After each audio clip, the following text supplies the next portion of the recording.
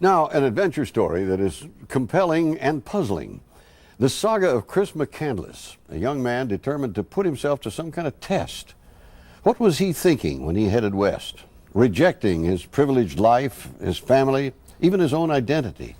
Almost certainly he never envisioned the fate that awaited him. His journey and its gripping conclusion were the inspiration for a best-selling book. And tonight, Tom Jarrell brings this young man and his powerful story to life.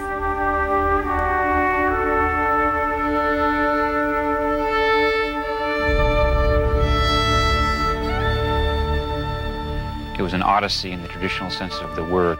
He called it the spiritual revolution, to kill the false being within. A grand journey that would change everything, that would transform his life. Chris McCandless was captivated by the spell of Alaska. Rugged, wild, challenging.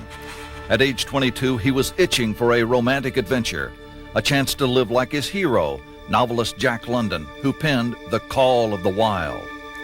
Alaska, where the northern lights stir that yearning for adventure which can haunt a young man. Outside magazine editor John Krakauer was also drawn to Alaska in his youth. As an author, he wrote a book about McCandless called Into the Wild. When a young person is moved by this sort of passion and feels compelled to go on this sort of quest, I think you have to let him. I think there's no way you can stop it. In our culture, we don't have formal rites of passage like in some ancient cultures. They're taking risk, subjecting yourself to a dangerous rite of passage maybe is something many people have to go through to become a man or a woman. The mosaic of Chris McCandless growing up was typical of an affluent family in the 70s.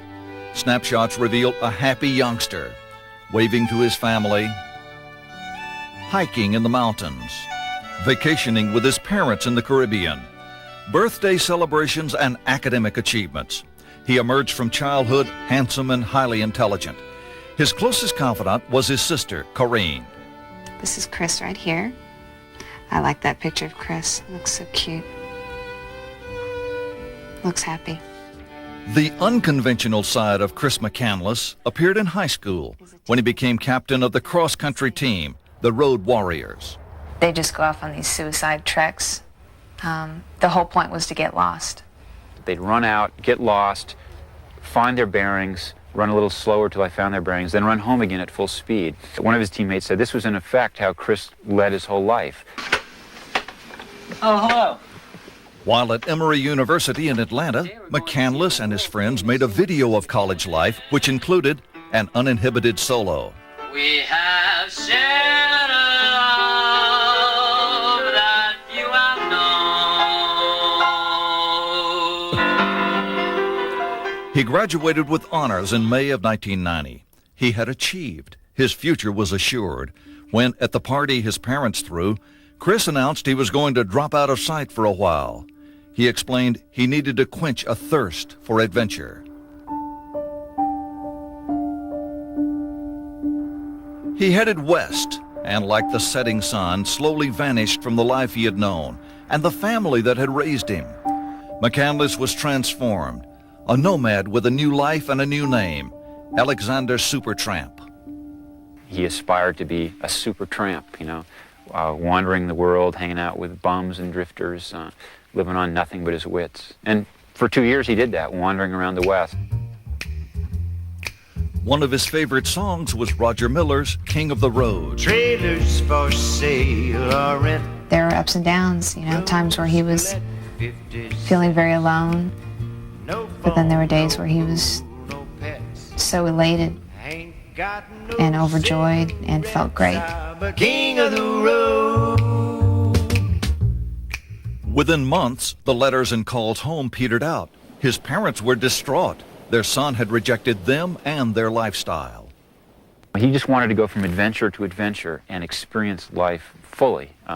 He wasn't after security. He wasn't after the house, the kids, the car. My parents were concerned, as any parent would be, that they hadn't heard from their son in so long. And they basically just wanted to know that he was all right and he was still alive. And so they hired a private investigator. The investigators' search reached as far as Europe and South Africa, but Alex Supertramp was just cruising through the West. Some disturbing clues surfaced. The family was shocked to learn Chris had donated all of his money, over $24,000, to famine relief. But the Supertramp had vanished. And this really freaked them out because they realized he was trying to not be found. They got really worried then. They they contacted the police, missing person stuff. None of it turned up anything. Years later, John Krakauer retraced Chris McCandless's journey. He learned that when Chris had arrived at Lake Mead, California, he was caught in a flash flood and forced to abandon his car. He took out the last money in his wallet, $123, put it in a little pile in the sand, lit it on fire, took a picture of it. What was the significance in giving away his remaining funds and then burning even his pocket money? Chris thought money was inherently evil. He thought nothing good came of it. You didn't need it. It was corrupting. It made you cautious and greedy and overly concerned about the wrong thing. Alongside a remote highway in November of 1990, Wayne Westerberg picked up a thin young man who was hitching a ride. Turns out he hadn't eaten in a couple days. He kind of ran out of his potatoes and whatever else, and he ate quite a meal there, and he was like sleeping at the table there before we hardly got done.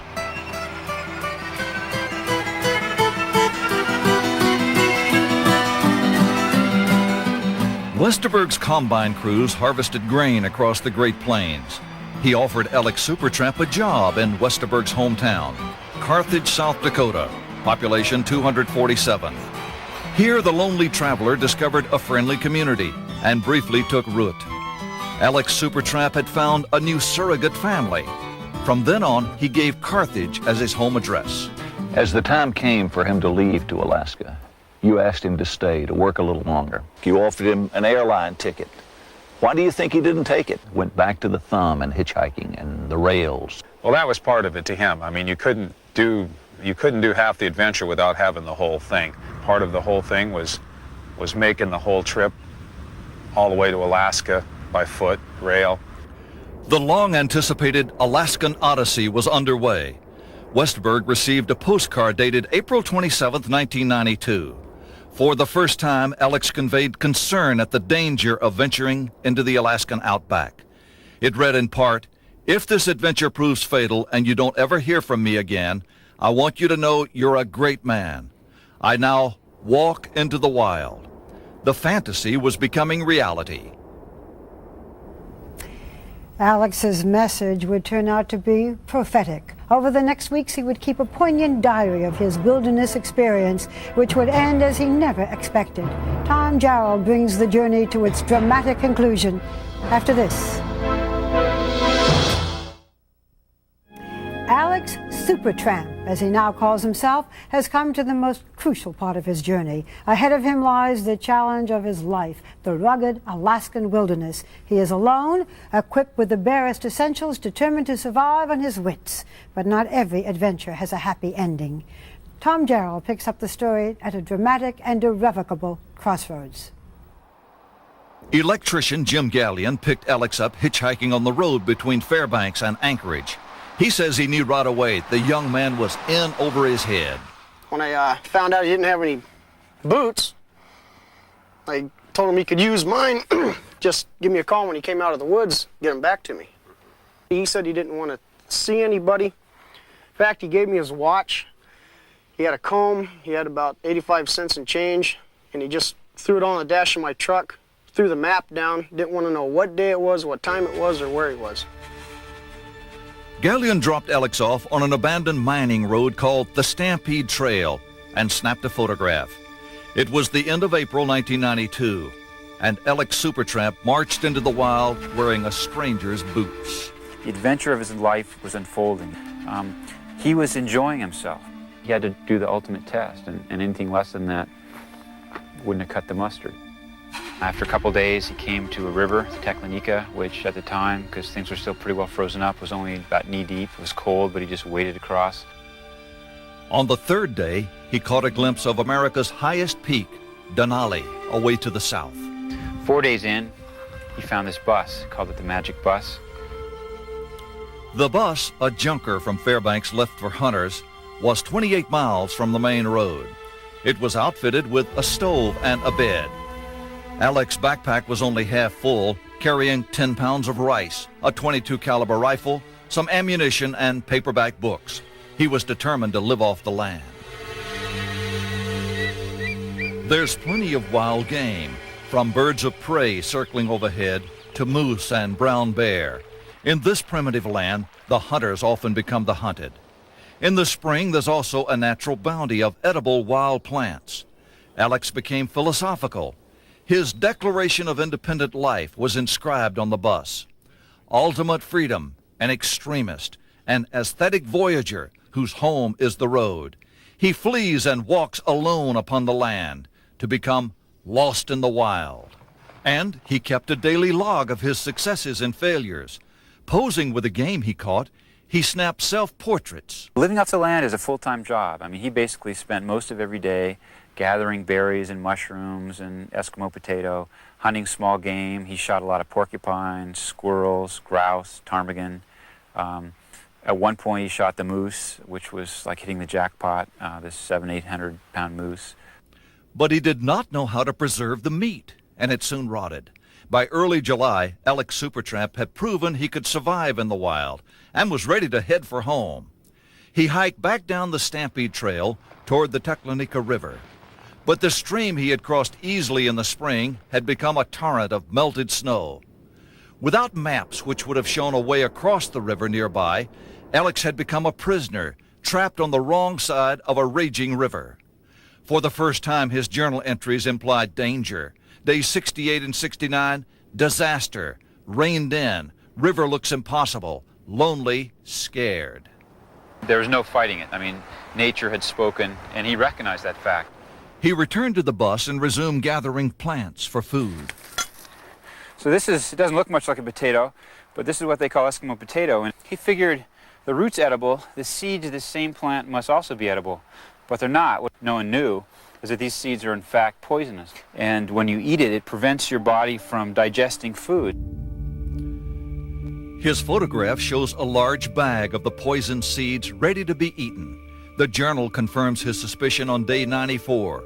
Extremely weak, fault of potato seed. Much trouble just to stand up. Starving, great jeopardy. Then, in spite of his predicament, a cause for celebration. Day 100, made it, but in the weakest condition of life. Death looms as serious threat, have literally become trapped in the wild. He posted a note on the door, an SOS note saying, if you happen to come by, please, this is no joke. I mean, so in one sense, he hadn't written it off, but he knew he was in deep trouble. He knew that he might very well die, and he was facing death very bravely. The Alaskan fantasy had indeed become a harsh reality. In signing the SOS note, Alexander Supertramp had become Chris McCandless again.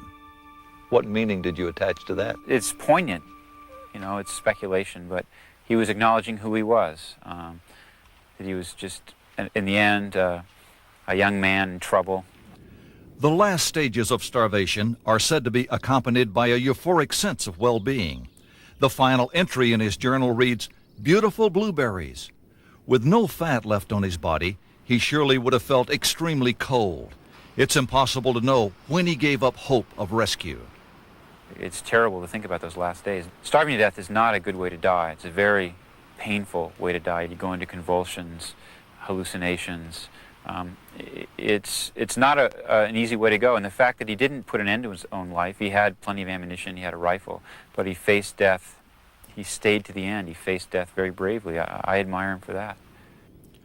On August 18th, 1992, Christopher McCandless died, wrapped in the sleeping bag his mother had sewn for him.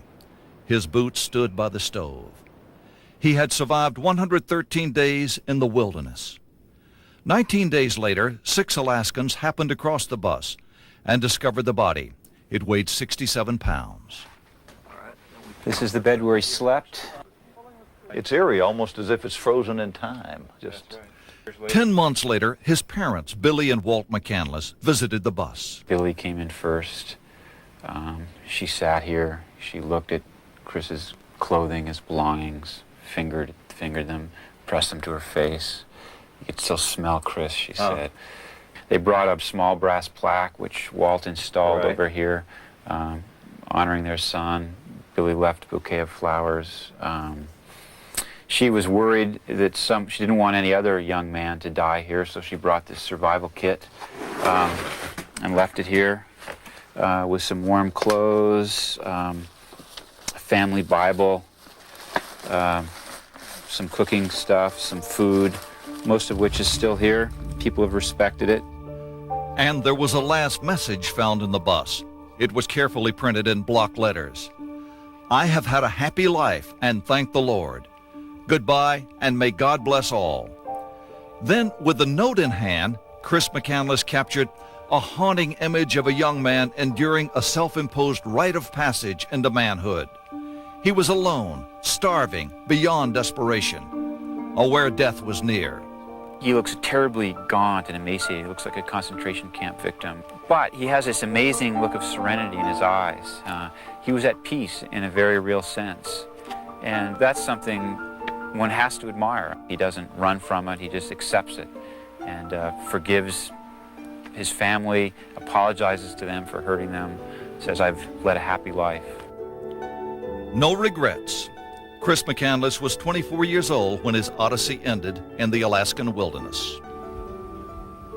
If I had to bet my life on whether my brother was happy on the day that he died, I would tell you that he was.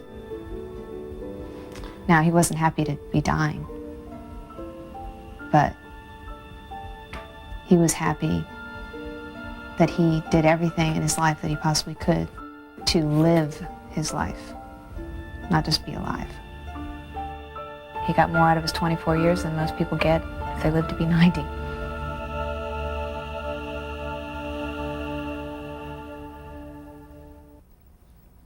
Boy, it might have seemed deliberate, but it really wasn't a subliminal suicide situation, was it? I don't think so, Hugh. There was a tone of that in his first note to his friend Westerberg, where he was talking about if I die, if I don't come back.